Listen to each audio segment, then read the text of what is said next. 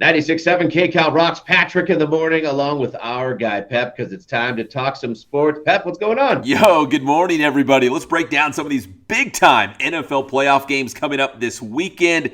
And Patrick, maybe the most intriguing one is that Bengals Bills playoff game that we're going to finally get. And of course, just a couple weeks ago on Monday Night Football, we all know this. They were supposed to play, and that was the game where Damar Hamlin collapsed. And thank goodness he is doing fine. In fact, it sounds like he's hanging out at the Bills facility with the team quite a bit now. So he's come a long ways since that Monday Night Football game. But we never got that game. We never got Buffalo and Cincinnati. Now we're finally getting it. And the whole season's on the line. The winner will advance. The loser will stay home. You got to figure with Buffalo being home, they are going to be inspired. I am guessing and assuming Damar Hamlin will be at that game this weekend. Right, and I think that's going to fire up the crowd like crazy. Boy, this off-site AFC championship game possibility, I just don't know about it. I was trying to think, I was like, why can't everything go back to normal again? Yeah. Yeah, and that's the thing. Remember, we had to go to, what was it, percentages as opposed to, win-loss record because they couldn't get that game in. So we're finally getting that game. So we'll see how that pans out with Damar Hamlin making his presence known. And just good to have him, doing so well. I mean, things looked pretty grave at the time, and we weren't getting a lot of information at first. So the fact that he's doing a lot better, man, that's a huge thing. But we're finally getting that game, Bills and Bengals, that we all wanted. So that's one of the AFC games. The other one is the Chiefs and the Jaguars. The Chiefs are the number one seed. They will be at home. And here's a weird stat I saw, Patrick. I know you're a big football guy. You played in high school. Trevor Lawrence has never lost on a Saturday. He's undefeated at the high school level. He was undefeated at Clemson. And the Jaguars have played a couple Saturday games, and he still hasn't lost. He's like 37-0 all-time on Saturday. So if that pattern holds up, yeah, Jacksonville should win at Kansas City. Isn't that funny, man? He's just good on Saturdays. He cannot help himself. That is a very interesting stat. I think what they do have going for him is they're in the dance, right? I mean, they made that huge comeback. They're supposed to get killed, right, by Kansas City. So they really don't have a ton of pressure on them. It's possible, although I'm going to go with Kansas City. You know what? How do you not go against Kansas City, especially at home? And they are the number one seed for a reason. They look like the old Kansas City Chiefs this season that we've seen the last couple of years. But Jacksonville's just kind of sneaky good. Like, I just feel like they're not going to be an easy out. I could be dead wrong, and I've been wrong plenty of times before. But I just feel like the Jaguars, maybe we're not giving them enough credit because they were such a mess a short time ago with Urban Meyer, and they were just a bad football team. And all of a sudden, it's like, wait, hold on, these guys are good? Like, when did this happen? How could they beat the Chargers? How could they go into Kansas City and give the Chiefs a game? But I feel like it might be closer than we think.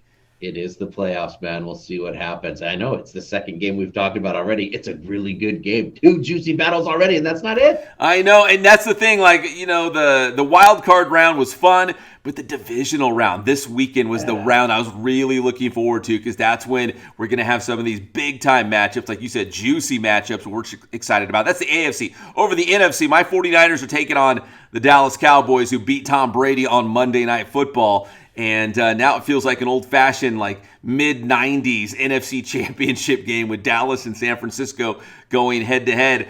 And, of course, the storyline for Dallas after that beatdown of Tampa Bay was, what are they going to do with their kicker, man? Everyone who saw the game knows that the kicker, was it Britt Maher, I think it is? He couldn't make an extra point. He missed 4 of them. I couldn't believe what I was seeing. I mean, I was even in the other room when they missed the third one, and my son was telling me, and I was like, I know, he already missed one. My son's like, no, again. And then he did it again. They say they're sticking by him, but I want to say that they did get another kicker hired on their practice squad from what I heard this morning. But they talked as if, even Jerry, of course, Jerry's talking. Mm-hmm. They said they're sticking with him.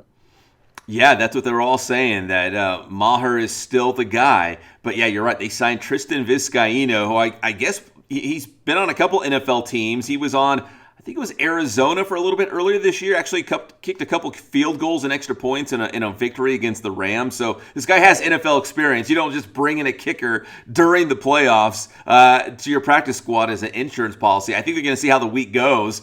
And if Maher still has this case of the yips, as people like to call it across sports, when you just kind of all of a sudden just lose it. You just can't do what you do anymore. Now they have a backup policy with this guy Vizcaino. I've never seen anyone miss every single extra point. I was like, did somebody put something in his drink?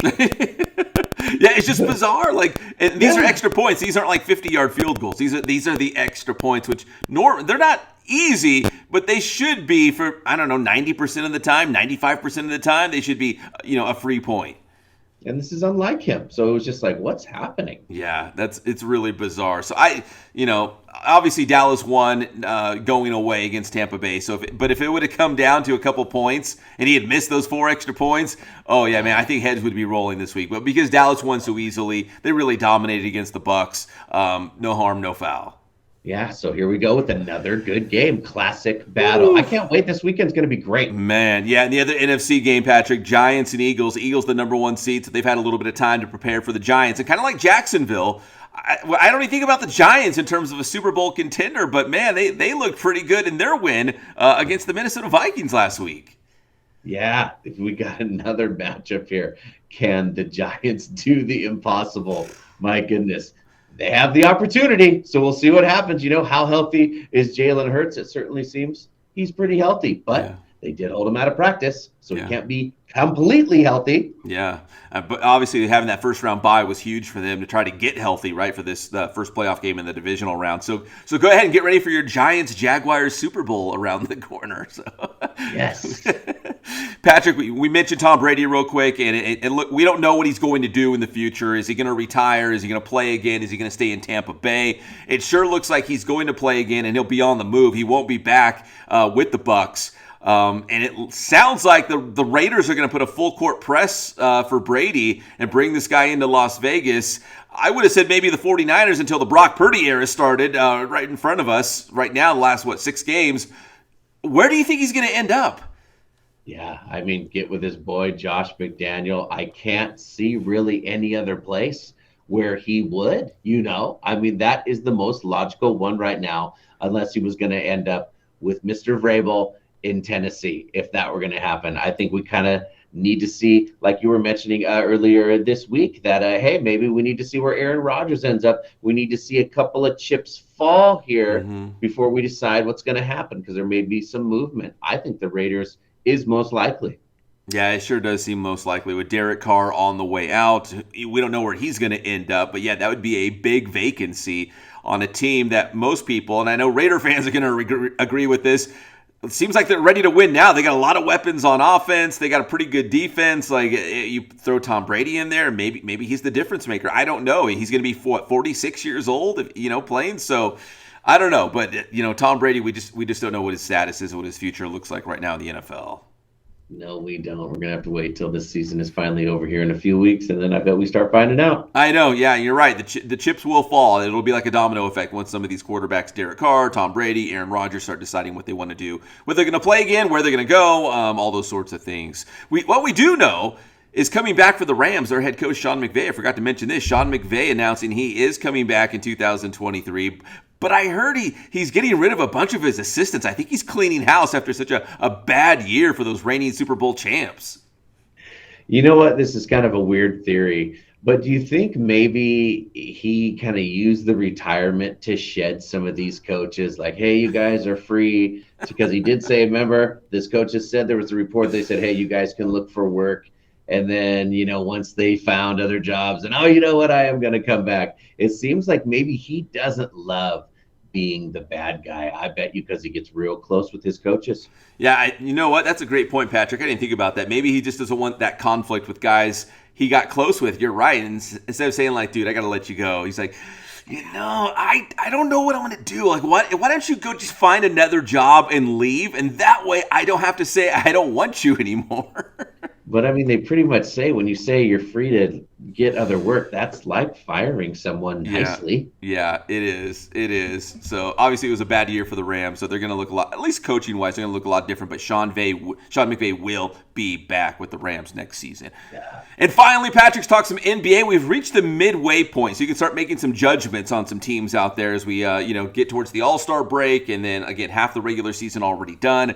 Right now, the Clippers continuing to hover around 500. Kawhi Leonard and Paul George not always in the lineup, and Kawhi even less, than Paul George. And the Lakers, not even a playoff team. I think they're 13th in the Western Conference after losing to my Sacramento Kings last night. No, the Kings with like 5 in a row, right? I was watching that. That is pretty crazy. I mean, pretty much it's moved to, hey, LeBron's going to be the scoring champion. That's kind of what Laker fans have to look forward to. That's about it. He's going to pass Kareem. Yeah, 32 last night for LeBron, another big game for him, and they still lose against a Sacramento team who was missing one of their all-star players. Sacramento, if I could just say for a moment, third in the Western Conference right now. Like what Memphis, I think, is 2. Denver is number 1. It's just a weird year not to have, I don't know, let's say Phoenix. I know the Clippers had high hopes if they were going to be healthy. Some of these other really good teams. It's kind of weird right now at the top of the Western Conference. Oh, man, here comes Pep's Kings, man. I love it. From out of nowhere. That's right. Enjoy that weekend, Pep. I can't wait to talk on Monday. We'll see what all shook down because we're going to get closer and closer to see who ends up in that Super Bowl. Pep, tell them how to get your stuff. Hey, you can get my stuff right now on Inland Sports, including the Inland Sports YouTube channel. Talk to Jeremiah Martin, the pride of Cajon High School, former Washington Husky, declaring for the NFL draft. We got stuff like that. That's Inland Sports. Thanks, Pep.